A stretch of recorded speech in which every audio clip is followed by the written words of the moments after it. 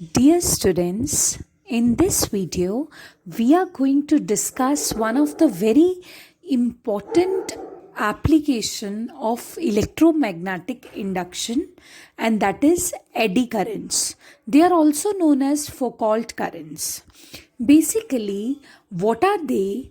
Actually, when you have bulk pieces of conductors, when you have conductors in bulk, then if in the surroundings magnetic flux changes by some amount, then a large amount of current is induced in those bulk pieces of conductor. Because we know that whenever a magnetic flux linked with some coil, with some conductor changes, then all of a sudden an EMF is induced, and due to that induced EMF, current is induced. So those currents are known as eddy currents.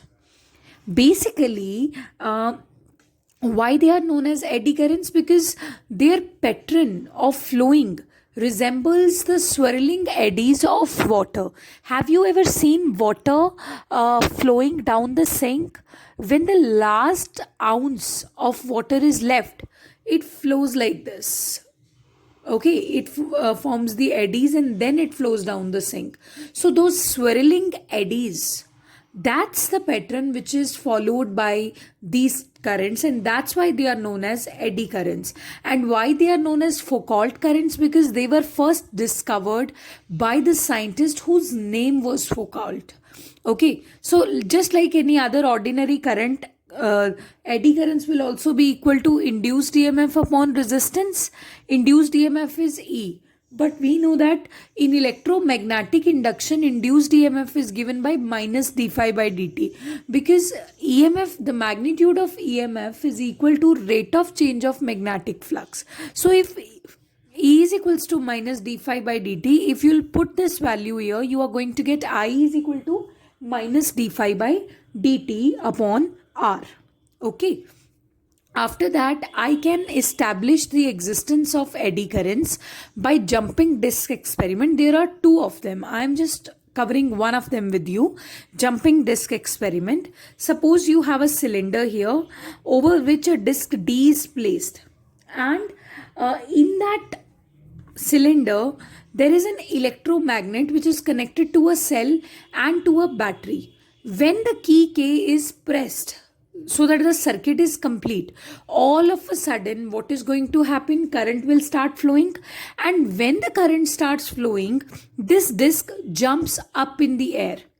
Okay, when the key K is released, this disc comes down and falls on the cylinder. Again key K is pressed, this disc goes up. So this is a jumping disc experiment. But what exactly is happening due to this jumping disc experiment? See, when there was the key K was not pressed, the current was equal to 0. And this is a kind of a solenoid. So B is equal to mu naught Ni, which is the magnetic field of solenoid. That is also 0, right? So after that, if it is 0, what is going to happen? There is no magnetic flux, because magnetic flux is BA cos theta. When B is not there, how can phi be there? After that, when this key K is pressed, a small amount of current starts flowing. When it starts flowing, what's going to happen? Magnetic field is going to be induced. When magnetic field is going to be induced, so magnetic flux will be there. Magnetic flux की कुछ value आ गई, तो जब उसकी value आ गई तो उससे क्या होगा? All of a sudden change हुआ है मैग्नेटिक फ्लक्स का 0 से लेकर कुछ वैल्यू तक. तो we know that current will be induced, but current induced will be such that it opposes its own cause. So suppose if north pole is induced here, so disk में भी वही north pole induce हो जाएगा due to the flow of current. Now this north and north will repel each other, and that's why the disk jumps up in the air. So this is proving the existence of the Foucault currents, which are the currents associated with the bulk of matter. Now what are the applications? See, there are many, but I'm discussing one of them with you, and that is very important: magnetic brakes. How magnetic brakes work? They work on the basis of eddy currents. What exactly happens between the, just above the rails, and this is a train. Okay, suppose this is a train. Just above the rails, trains have strong electromagnets. When these electromagnets are, they are switched on, they are activated, large amount of eddy currents develop, and when they develop, they will try to oppose their own cause. They will try to oppose the change in magnetic flux, and that's why they will induce a pole in themselves so that they can oppose the motion of train, and that's how the train stops. And trust me, this procedure goes on without any problem, like without any resistance. The brakes are applied very smoothly. So this is magnetic brakes, which work on the principle of eddy currents and this electromagnetic induction, right? So there are many of them. I'll discuss with you. You are going to actually study about them. Induction,